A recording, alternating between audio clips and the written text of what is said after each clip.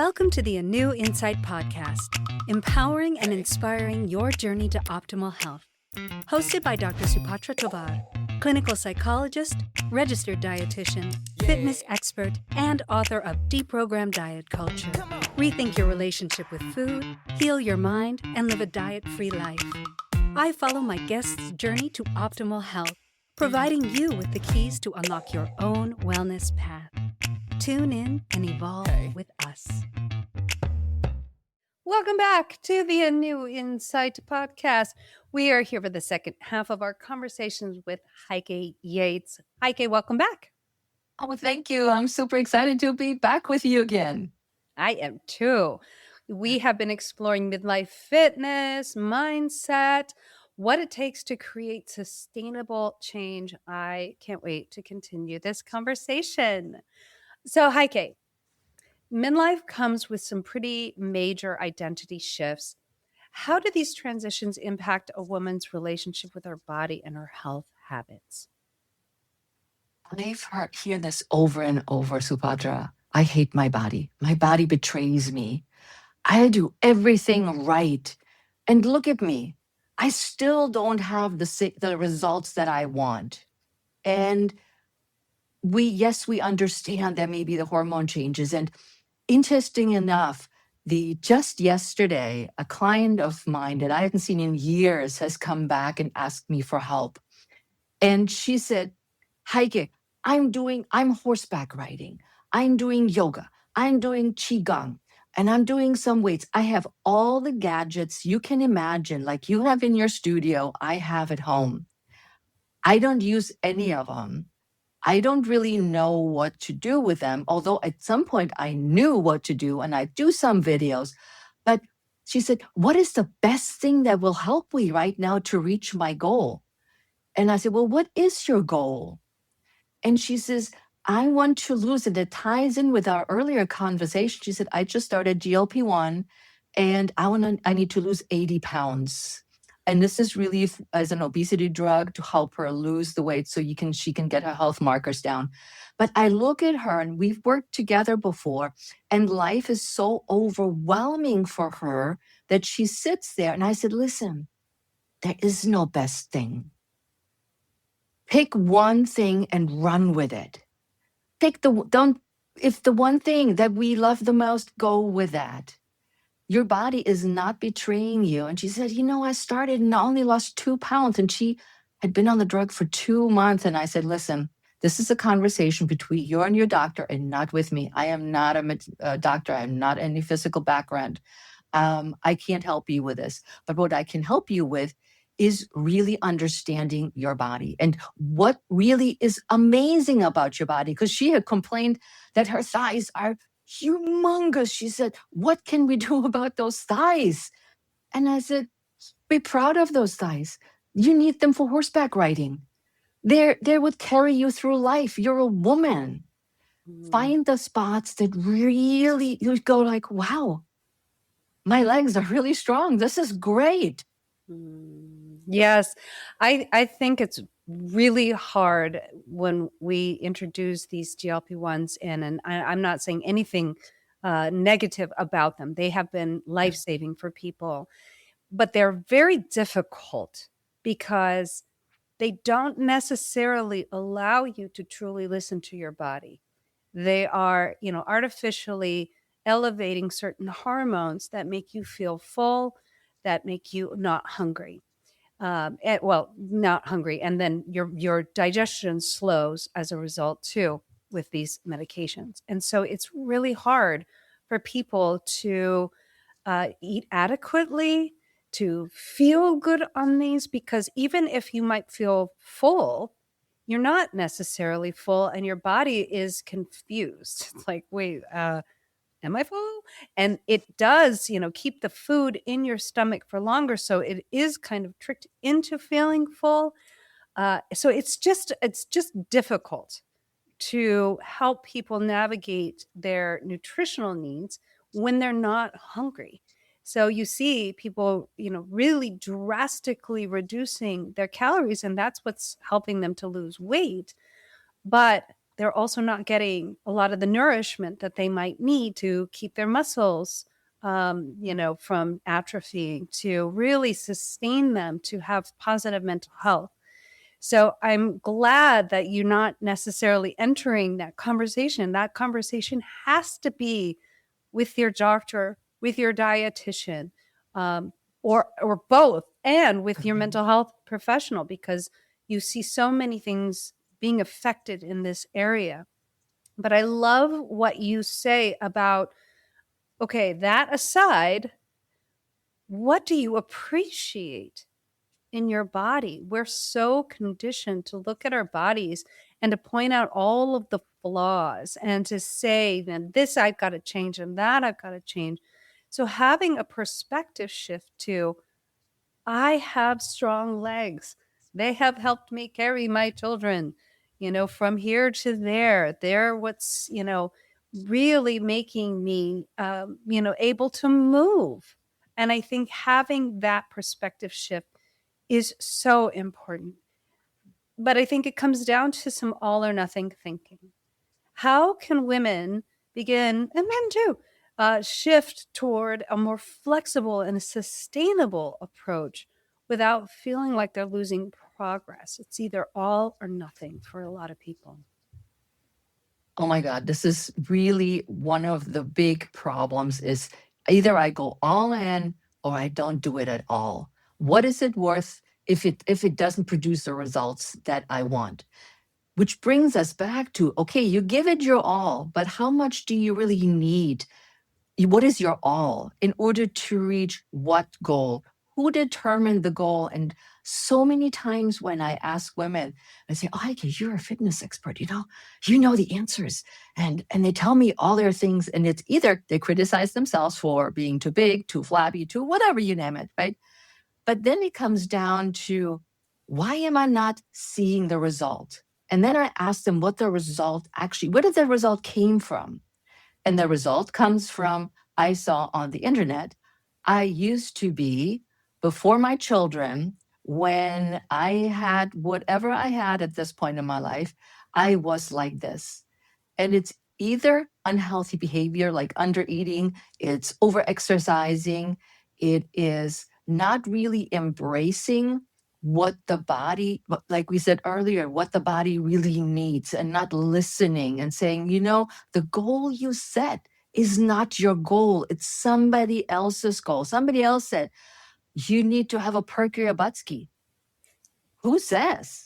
All butt skis are different. That's so cute. A perkier butt ski. Butt ski. Yes, I do think that we are put under tremendous amounts of pressure. We talked about this in the last half of the podcast, and that we have this conditioning now that we have to have everything, be a size 0 to 4, to have a career, to successfully raise children, to be able to come home and cook dinner and do all of this stuff. And I think that we need to get some realistic habits that actually are, more mindful to our sustainability. It's impossible to have all of those things and to do all of those things. So what, kind of sustainable habits would you promote people to adopt in order to balance work, family, and personal responsibilities? I think we all need to look first of what we have on our plate. Because as women, we tend to be also people pleasers and caretakers or caregivers. And we're also the perfect wife and the perfect mom. So when we dissect our roles, what does each role entail? And I always like to go back to the way most of us are raised. You are the maiden. You're learning. Then you become the mother. You're another, again, nurturing. They're all nurturing roles. And then you become the crone, which I'm supposed to be in the crone age. And all of those are nurturing and giving, but not taking anything for yourself. Mm-hmm. So I want people to look at each role that they have in their life, whether it's be the grandmother, the executive, or whatever it is your role. What are the roles that you have taken on that you feel you must fulfill to be perfect, Mm. be this all or nothing person? And what are the things that you can let go of or give away? Like, especially with work, I'm thinking you can delegate. You can delegate work to other people or say, no, I'm not taking on this project if you just know it's way too much. And really put yourself, or trying to put yourself first, which I know it's so, so hard to say no, to deny maybe babysitting hours, or tell your parents, well, I'm not coming over this weekend. You have to figure it out yourself. And it's so, so hard. And I think we've been impregnated with these three roles: the mother, the maiden, the mother, and the crown. And we have been progressing forward. And I love to see it on social media. How many of us are speaking about it, are arguing against the things that we're inundated with, and saying, no, I need me, and I need that spark in me, and I need to continue to be curious about what I want, not what everybody else wants. Yes, I think we tend to get taken advantage of in work for those reasons, because we feel like we have to please everybody, do everything, put ourselves last. And that's the takeaway, everyone. Putting ourselves last is not sustainable. You don't see men doing this. You really don't. And they weren't conditioned to do this. They were actually conditioned to put themselves first. And I'm not saying put yourself first in the same way, meaning go about life selfishly. But when we put ourselves first, what that actually means in a sustainable way is that we take care of ourselves first. And I think a lot of people are really conditioned to think that self-care is selfish. Well, okay, maybe it is because you're taking care of yourself. But if you don't do this, how are you going to care for anyone else sustainably? And we always talk about the oxygen mask and putting it on yourself first for a reason. So I think it comes down to self-care, and it also comes down to boundaries. And I love what you're talking about. Like, ask yourself, how much can I actually do? Should I actually do? What is my actual role here? If is it to be here at work until 9 o'clock at night, and to take emails after that and work until midnight while I'm trying to feed myself and my family? No, you can set up some really firm boundaries. And firm boundaries actually, they communicate to the world that you do value yourself, that you are not a pushover, that you are not a people pleaser, but that you do care for yourself so you can care for others. So say it's caring for your elderly parent. That's a really hard place to put boundaries. But how can you do that and still be there for your aging parent? I just encountered this just recently. Both of my parents went to the hospital in Germany. That's where I'm originally from. And I flew over to see what's going on with them. So there was a big commitment. I said, all right, I'm going to fly over for a week, but I do want to know what's going on, because I do everything long distance, and my brother's in Germany. He always relays the information. So I went over there, and everything was okay. They were super happy that I came, and we had a great time together. But then something happened with my brother and his wife that really upset me. And I'm not getting into this because my brother needs to figure this out on his own. But I was really, really upset. And I really needed to see my best friend who lives in Munich. And I was sitting there with my mom, and I said, I was really exhausted from the conversation with my brother's wife, and drained physically and emotionally. And I said, Mom, I can't drive over there. I'm so exhausted. I'm just going to hang out here. And she was like, oh, this is great that you're here. And then I sat down, I set myself down, and I said, Heike, what do you need right now? Mm. I texted my friend. I said, I'll be there in an hour. And I told my mom, I said, I'm going to go. And I see my friend. And she was disappointed. And you could see it on her face that, oh, You said you wouldn't go. And I said, I need to go. And that ended the conversation. And 6 hours later, I was totally okay after the conversation with my best friend that I've known Mhm. since I'm 5 years old. Mhm. And, but it is, be clear with the boundaries. We always think boundaries with other people, but set also boundaries for yourself. How far do you let people in? And I learned this with my brother's wife's conversation, that I let her in too much to get to me in that way, that I felt so exhausted and literally beaten down.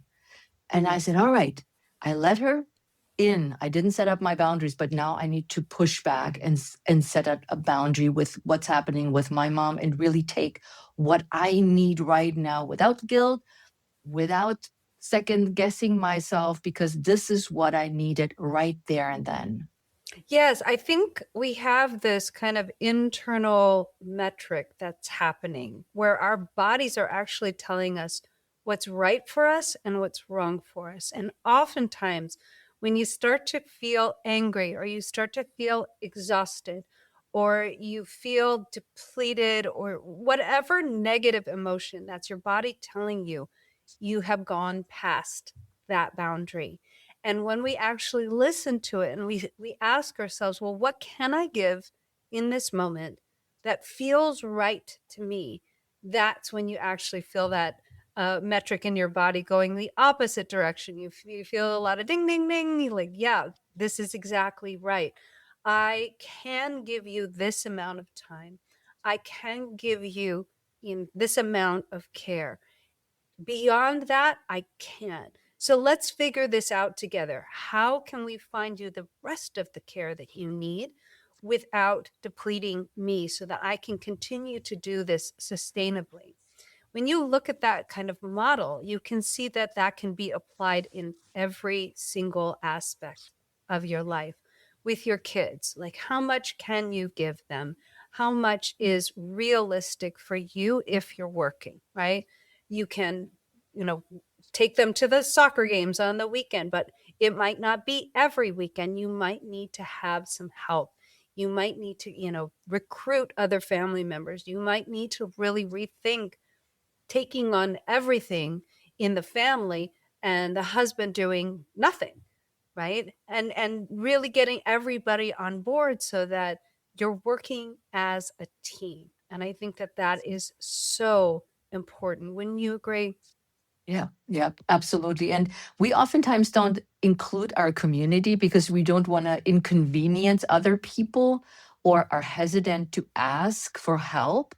But Yeah. that's the first thing what we need to do, ask for help, because it's not that you're needy, but you need something for yourself. And Yes. everybody is more than happy to help and support anytime I ask. Everybody's like, absolutely, yes. Yeah, absolutely. So let's go back to what might work in terms of rebuilding trust for the body. I think you've talked about this somewhat. We talked about this a little bit in the last half, that dieting in particular takes you away from trusting the body. You tend to look at the body as a math equation. If I have this many calories in and if I exercise this many calories out, then I'm supposed to lose this much weight. And it doesn't work. It really doesn't work. It may work for a little while in your 20s and 30s, and then it really starts to backfire. Or what you see in your 20s and 30s is you go on the diet, you lose the weight, and then you immediately gain it afterwards. How, and when you look at the diet itself, the diet keeps you from really listening to your body. So, what are some of the ways that you suggest people really learn how to rebuild that trust with their bodies? When we think about the whole health and wellness realm, is you know so much. Look at what you already know.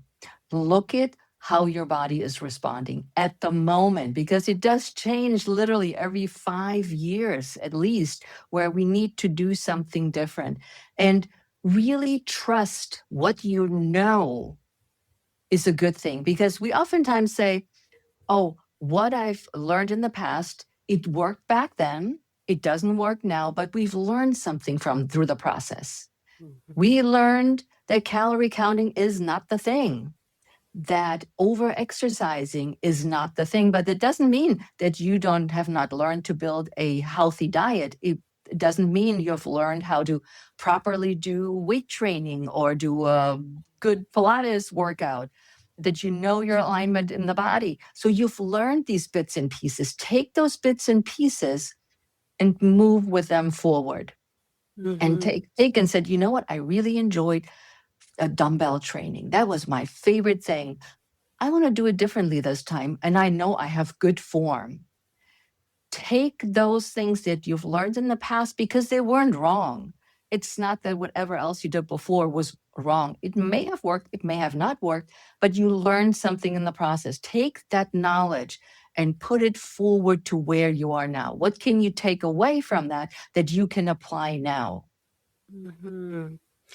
And so, in that sense, there's a bit of that's a cognitive effort where you are like examining what worked in the past and then seeing how you can tweak or modify it to work now. I would add on that a lot of people stay only cognitive in what they're thinking about doing for their bodies. They're like, okay, and calculating and, being logical about it. And I honestly think that the only real way into like being in the body is through the nervous system. It's not through our thoughts. Our thoughts are very important. They are extremely important. But when we are listening to the body, we can only do that when our nervous system is regulated. I tend to, ask people to turn their thinking brain off for a little while and learn how to regulate their nervous system. And that can be through controlled timed breathing, that can be through bilateral stimulation, that can be through splashing cold water on your face. You know the difference when you are calm and relaxed as opposed to stressed out and in your thinking brain. And the moment when you're calm and relaxed, that's when you can actually tune in and listen to the body. That's when you'll start to hear what the body's actually saying. And normally, when you're in your thinking brain, you are pretty hard on yourself. I think if you were to actually like say those thoughts out loud, you'd be like, oh, I am the meanest person to myself in the world. But when you're calm and you're in your calm nervous system, it's really cool, y'all, because the voice that comes out is loving, kind. It's it's this beautiful voice. When I take people through this exercise of getting them into their nervous system, what I usually hear from them is like, "Oh, you need a nap," or "I really want nourishment," or "I think I need a hug right now." And it's this loving, kind voice. And I think that we really need so much more of that than the calculating, thinking about what might come next, or, how we're supposed to kind of hack our health and all of these things. So I love your taking exercise into what feels right for you now. And I want to emphasize the feels, not the think. What feels right for you now? So as you're exercising, if you are calm and relaxed, your body's also going to say, hey, I love that. That feels really good. That's what it says to me every time I do Pilates. Hey, I love that. Keep doing that. And then if I'm doing something like jumping burpees, I am sorry. You cannot pay me to do a burpee. I don't like it. I don't like it. I don't like it. My body's like, stop it. Stop it. I hate that for my wrists. I don't like the jumpy. No, no, no, no. Listen to your body as you are working out, as you're exercising, and you're going to start to hear your body either sing or get really mad at you. And And I if you like just what made it you as simple as that, like just follow your bliss, follow your joy and exercise. Would you agree? Yeah, I like what you say about the tactile, like the tapping, or I love the breath work in Pilates. I go through the breath a lot and I focus a lot on the breathing because when the clients come to me and they're all over the place, it's like, okay, we start with breathing. We start with slow movement. Let's calm everything down, and then we'll go from there. And I've more often than not, people open up like a flower. They share with me things that were on their minds and they were not going to tell anybody, or they have these emotions and they start crying as they go through their exercises. And I said, no, this is a good thing. You're finally in touch with what you want. Yes, the thinking is great and the planning and peeling back and all of that. But then you take action to that. Once you exhaled, you're ready to go. Yeah, I could totally relate to that. That's actually why I went on to become a dietitian and a therapist, because I was like, I'm practically your dietitian and your therapist right now, although I need way more education for this. But I think that that's true. It's like once you start to do a Pilates routine, you're so connected to your breath that you cannot help but become regulated. Yeah. And that is, I think, so important as you're exercising. So even if your exercise is, I love running, get connected to your breath and then ask your body how it's feeling. If it's starting to hurt, your body's like, hey, you got to slow down. You need to stop. Whatever the exercise is, connect to your breath, everyone, and you'll see and you'll hear your body talking to you. And I invite everybody to listen to that, because once you do, you become your own best expert. So Heike, how can people find you? What are all your handles and ways to find you and connect with you? People can find me everywhere with my name, Heike Yates, HeikeYates. Anywhere on social media. You'll find me most often on Instagram, on YouTube, and on LinkedIn. And my book, Pursue Your Spark, can be found also in any bookstore, either in softcover, in ebook version, or also as audiobook if you want to take me on a walk with you. So you can find me everywhere.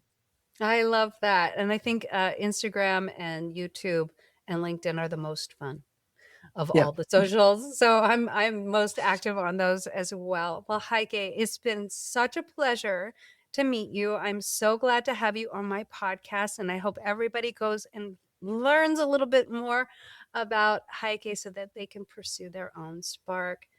Thank you, everyone, for tuning in. I'm looking forward to the next exciting conversation, and I hope you join me next time. Thanks for tuning into the ANEW Insight Podcast. Please remember, the content shared on this podcast is for entertainment purposes only and does not constitute medical advice. Tune in next time and evolve with us.